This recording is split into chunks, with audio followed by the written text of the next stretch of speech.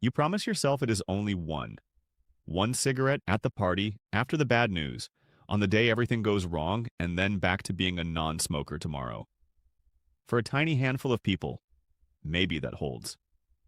For almost everyone else, that single cigarette is the first domino, and within days or weeks, the full pack is back in your pocket as if you never left. This is one of the most reliable patterns in all of addiction, and once you see the machinery underneath it, two things happen. You stop blaming yourself for it, and you finally see how to make yourself immune to it. Start with how predictable this really is, because it is not a personal weakness, it is closer to a law. In controlled experiments, researchers had people quit for a few days, and then either stay clean or smoke a couple of cigarettes. And the ones who took that lapse were more than twice as likely to be smoking again days later. Other studies are blunter still. Nearly everyone who takes that first lapse goes on to a full relapse.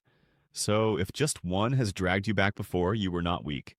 You were running a script that almost everybody runs. Here's the first gear in that machine. The single cigarette does not satisfy the craving, it reawakens it. The moment the smoke lands, the dormant reward circuitry you spent weeks quieting flares back to life, and a fresh surge of craving rolls in, often stronger than anything you felt before. And here's the detail that proves this is bigger than chemistry. In one study, even fake cigarettes with the nicotine stripped out pulled people back to smoking just as powerfully as the real ones. It was not the nicotine dose alone dragging them back. It was the act itself, the ritual, the hand to the mouth, the familiar cue, reinstating a whole pattern the brain had filed away but never deleted. The second gear is belief. Through all those weeks of not smoking, a quiet part of you kept insisting the cigarette was still worth it, that you were missing out. That one cigarette hands that voice its proof. For a few seconds it feels like relief, like a reward, and your brain stamps the file. See, it was worth it after all. The belief you had been slowly starving gets fed in a single puff, and it comes back hungry. The third gear does the most damage, and it lives entirely in your head. Psychologists call it the abstinence violation effect. The instant you break the streak, a story switches on. I have blown it. I am a smoker again. I already failed. So what is the point?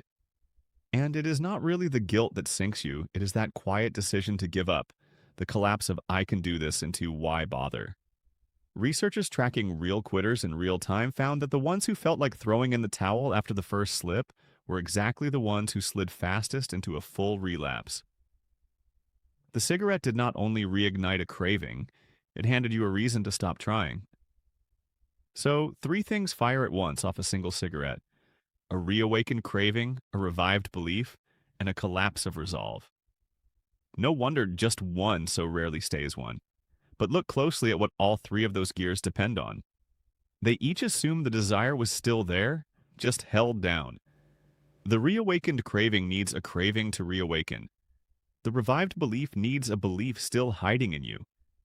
The collapse of resolve only matters if you were leaning on resolve in the first place. And that points straight at the real escape.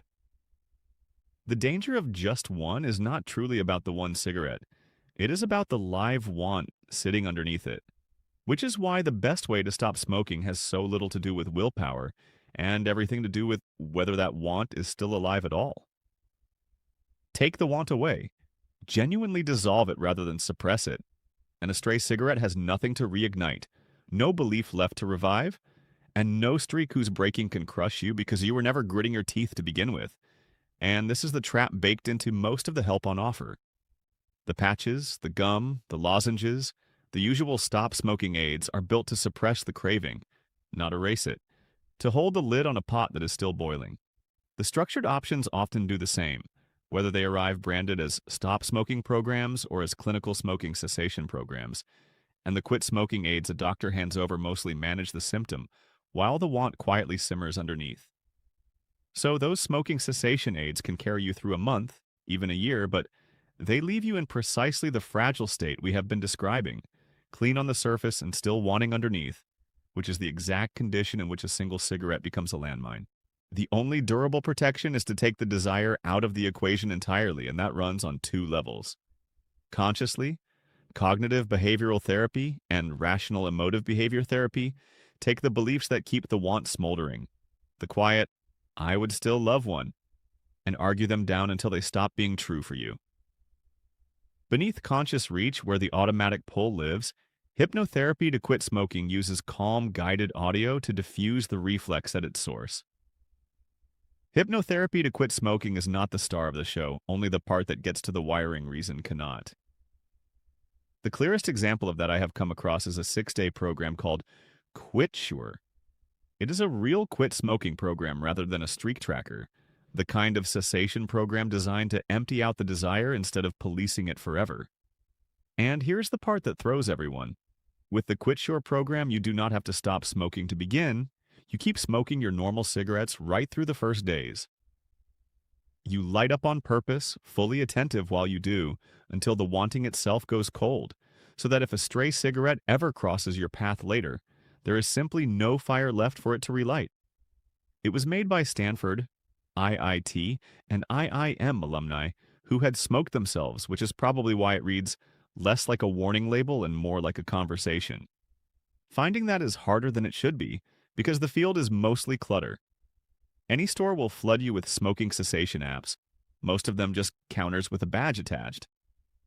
You scroll one stop smoking app past the next, an aisle of apps to stop smoking that are basically interchangeable. Plenty are free, and a free quit smoking app feels like a no-lose deal until it turns out to be a streak whose main feature is making you feel terrible when it breaks, which, after everything I just described, is the single worst thing to hand a recent quitter. So the test is not whether a quit smoking app exists, it is whether one is built on something real. A smoking cessation app grounded in tested psychology is the only kind worth weighing for the best app to quit smoking. And the claim is not hot air.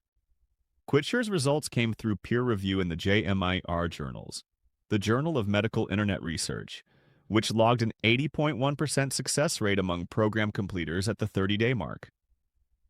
Rate it precisely because that belongs to the people who actually finished the 6 days, not whoever installed it and never came back.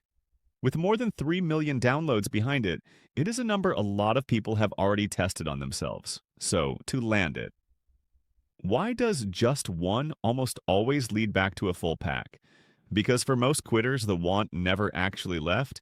It was pinned down by willpower rather than dissolved. And one cigarette does 3 things in a single motion. It reignites the craving you had been holding underwater, it whispers, see. It was worth it and revives the belief you were starving. And it flips the switch that says you have already broken it, so why bother? 3 mechanisms, 1 cigarette, and the pack is back by the weekend. And if that has happened to you, it was not a character flaw, it was a predictable chain reaction. And chains can be unhooked. The fix is not to become superhuman at refusing the one, forever. It is to remove the desire so there is no fire left for the one to relight. That is the best way to stop smoking. Not a lifetime spent guarding a flame, but letting it go out. If you want to see how that is done, QuitSure is in the app stores with the link in the description below.